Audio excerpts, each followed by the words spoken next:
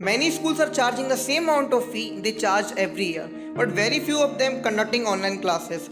But they charge the complete fee as they do during the physical classes. So many students protest against it, and recently Gujarat Education Department has asked the private schools to return all the online educational charges levied by them this year. Earlier, Gujarat High Court held that schools cannot charge a fee in the period when they are physically non-functional and are only conducting online classes. The Education Department also prohibited that school from charging any fee until they reopens now.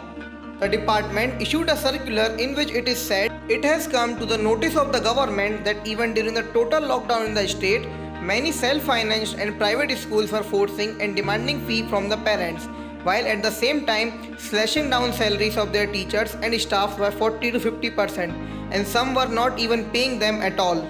The department added, during such difficult times like COVID-19 situation, the noble profession of education is expected to support the students. Despite that, the Self-Finance Schools Confederation had refused to carry out any reduction in their fee.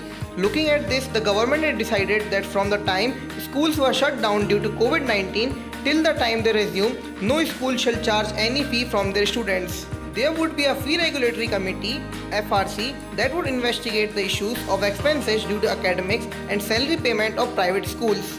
It would then decide on the fee for the next academic session. The schools that had already taken the fee will have to adjust it in the educational fee charged in the next session.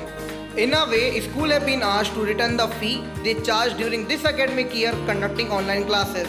In a decision by the Gujarat High Court in June 19th order, no schools would be allowed to remove any of the students for non-payment of fee. The authority also informed that if any of these orders will found to be violated, the District Education Officer (DEO) would be liable to take any actions against such schools. This problem is not only in Gujarat, but every state has faced this type of fee hike. But why other state government not taking any action in these issues?